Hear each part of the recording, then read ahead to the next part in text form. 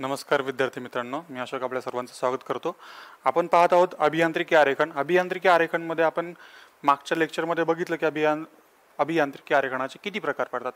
तर अभियांत्रिकी आरेखन शिकण्याच्या अगोदर सगळ्यात पहिल्यांदा आपल्याला लाईन रेषा. अभियांत्रिकी आरेखन म्हणजे काय? रेषांचा एक आपण बनवलेला एक समूह आहे. तर आपल्याला रेषा काढता आल्या पाहिजे, रेषांचे प्रकार माहिती पाहिजे.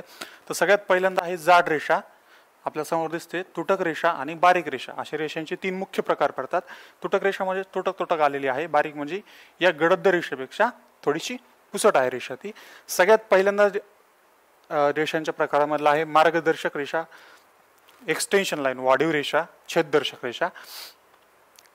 तर ही एक मार्गदर्शक रेषा असते, ही बारीक आणि पुसट असते, जशी दिसते याच्यामध्ये तशी एकदम अंधक अंधक असते. त्याच्यानंतर दुसरं जे आहे वस्तुरेषा. तर मार्गदर्शक रेषा आणि वाढीव रेषा याचा वापर आपण कुठे करणार आहोत? ज्या वेळेस आपण कच्चा आराखडा बनवतो त्यावेळेस आपण या रेषेचा उपयोग करतो. त्यानंतर वस्तुरेषा, ही जाड रेषा, ही कुठल्याही पण वस्तूची ड्रॉइंग पूर्ण झाल्याच्या नंतर त्याच्या बॉर्डर लाईन्स, मेन जो भाग दिसणार आहे त्यांच्या रेषा दाखवण्यासाठी आपण हे पूर्ण जाड रेषेने दाखवणार आहोत. त्याच्यानंतरचे आहेत तुटक रेषा. तुटक रेषा ही एकदम मध्यम जाडीची असते, ठळक असते आणि एखाद्या देखाव्यामध्ये जे भाग दिसत नाहीयेत ते भाग सुद्धा दाखवण्यासाठी आपण तुटक रेषेचा वापर करणार आहोत, अशा प्रकारे. त्यानंतर मध्यरेषा. मध्यरेषा ही बारीक आणि पुसट असते. एखादी वर्तुळ आहे त्याची मध्य लाईन, सेंटर लाईन दाखवण्यासाठी आपण या रेषेचा वापर करतो. तुम्हाला जर इथे स्लाइडमध्ये व्यवस्थित दिसत नसेल तर मी काढून दाखवतो. तर अशा प्रकारची ही मध्यरेषा असते.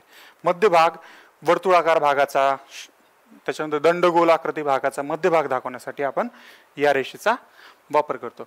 त्याच्यानंतर आपण पाहत आहोत पातळी दर्शक नाहीये, काप पातळी दर्शक रेषा असं म्हणतो आपण याला. ही रेषा टोकाला जाड असते आणि अन्य ठिकाणी सरळ असते. म्हणजे याच्यामध्ये जर तुम्हाला जर बघायचं झालं तर काप पातळी दर्शक रेषा काढायची झाली तर दिसत असताना हे सरळ अशी एक रेषा असते, दोन छोटे छोटे डॉट, परत रेषा, दोन छोटे छोटे डॉट, परत रेषा, दोन छोटे छोटे डॉट, परत रेषा. या पद्धतीने आपण पुढे पुढे जात कापपातळी दर्शक रेषा दाखवत असतो. तर या रेषेचा उपयोग मुख्यतः कुठे केला जातो? जिथं एखादा छेद दाखवला आहे तर छेद कशा प्रकारे दाखवायचा यासाठी आपण या रेषेचा वापर करतो. लहान अंतरे जोडणारी मुक्त हस्तरेषा, ही जाड असते, ठळक असते, मुक्त हस्ताने काढतो आपण याला, म्हणून मुक्त हस्त रेषा असं म्हणतो. लांब अंतर तोडणारी रेषा. लांब अंतर तोडणारी रेषा ही बारीक आणि पुसट असते. ज्या वेळेस आपण एखादं 1 किलोमीटर अंतर आहे हे आपण आपल्या ड्रॉइंग पेपरवरती दाखवू शकत नाही, खूप मोठं अंतर आहे, तर त्यावेळेस आपण अशा पद्धतीनं दाखवतो, त्याला आपण म्हणतो लांब अंतर तोडणारी रेषा. त्याच्यानंतर समोच्च रेषा. समोच्च रेषा ही पण कशी आहे? बारीक आणि ठळक आहे. तर याला पण आपण ही रेषा मुख्यतः डोंगर दाखवतो, आपण डोंगर काढतोय,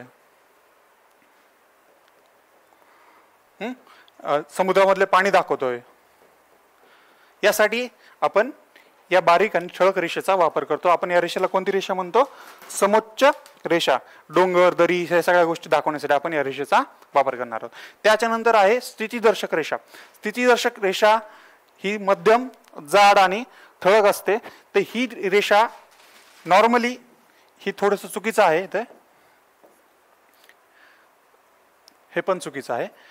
तर याच्यामध्ये ही रेषा दाखवत असताना अशा 2 डॉट घ्यायच्या, थोडासा गॅप सोडायचा आहे आणि नंतर 2 डॉट, नंतर थोडा गॅप, नंतर 2 रेषा अशा छोट्याशा, नंतर 2 रेषा.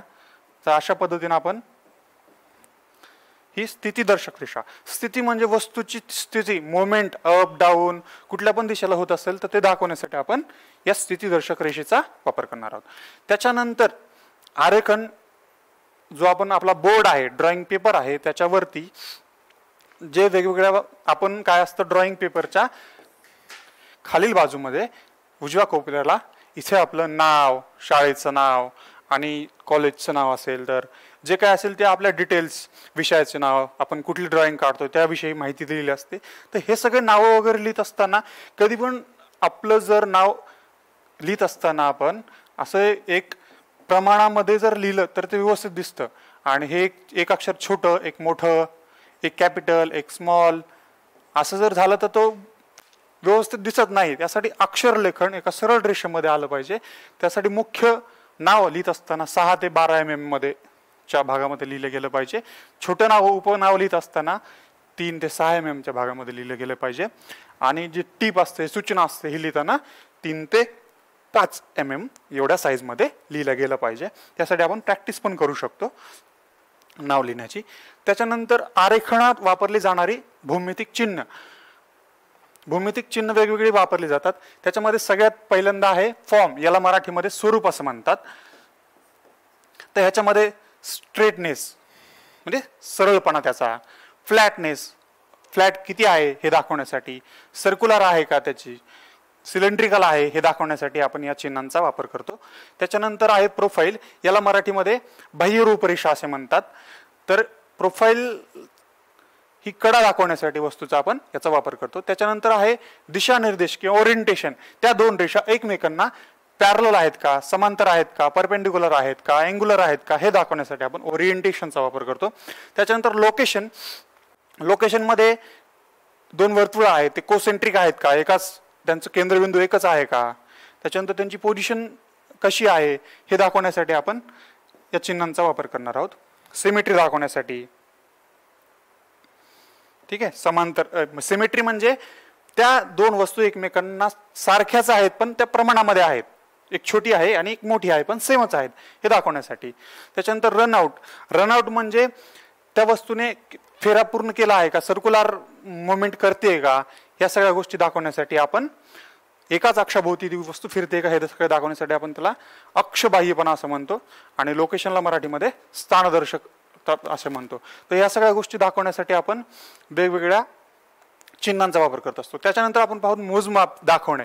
मोजमाप करत असताना आपण आपल्याकडे आपला भारताचा नकाशा बनवतोय. आपण नकाशा बनवत असताना आपल्याकडे आपण हजारो किलोमीटरचं अंतर एका कागदावरती पूर्ण नाही काढू शकत. तर त्यासाठी आपण त्याचं एक प्रमाण घेतो. तर प्रमाण समजा आपण 300 mm चा आपल्याला दिली आहे एखादी बाजू, एखाद्या वस्तूची बाजू, तर त्याला प्रमाणात घेत असताना 300/10 जर आपण त्याची एक बाजू 10च्या प्रमाणामध्ये, एक जसे 10च्या प्रमाणामध्ये जर डिवाइड केली तर आपल्याला सगळ्या बाजू एक जसे 10च्या प्रमाणामध्ये डिवाइड कमी करून ड्रॉ करावं लागतात. 30 सेंटीमीटर असेल, 30 mm असेल.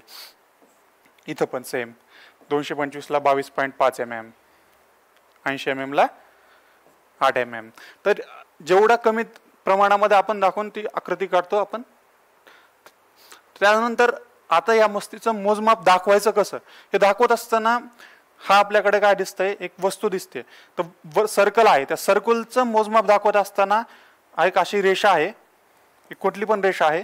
इथं साईडला कोडला असं करून आपण त्याला डार्क करू शकतो. इथे ठेवून ह्याला आपण डार्क करू शकतो. जेवढं तुम्हाला चांगलं दिसावं वाटेल, जेवढं सुंदर तुम्ही काढाल तेवढं ते चांगलंच वाटणार आहे. ओके. अशा प्रकारे तुम्ही त्याला ड्रॉ करू शकता. त्याच्यानंतर त्याच्यावरती त्याचं माप लिहायचं आपल्याला. आता हे फाय थिटा, थिटा हे 20, ह्याचा व्यास किती आहे 20, याचा व्यास किती आहे वर्तुळाचा 30, याचा व्यास किती आहे 30. अशा पद्धतीने पण दाखवू शकतो आपण. त्यानंतर अशा पद्धतीने पण दाखवू शकतो. याच्यामध्ये याची त्रिज्या दाखवलेली आहे, रेडियस किती आहे ते दाखवले. त्याच्यानंतर या केंद्रबिंदूपासूनचं इथपर्यंतचं अंतर हे दाखवण्यासाठी आपण अशा प्रकारे वरच्या साईडने पण बाण दाखवलेला आहे आणि खालच्या साईडने बाण दाखवला आहे. आणि याच्यामधलं अंतर किती आहे 15, 10, 20, 30 जे काय असेल ते आपण वेगवेगळ्या पद्धतीने. इथं 60 कसं दाखवलंय, 30 दाखवलंय, 8 असं दाखवलंय, 22 आहे, 30 आहे.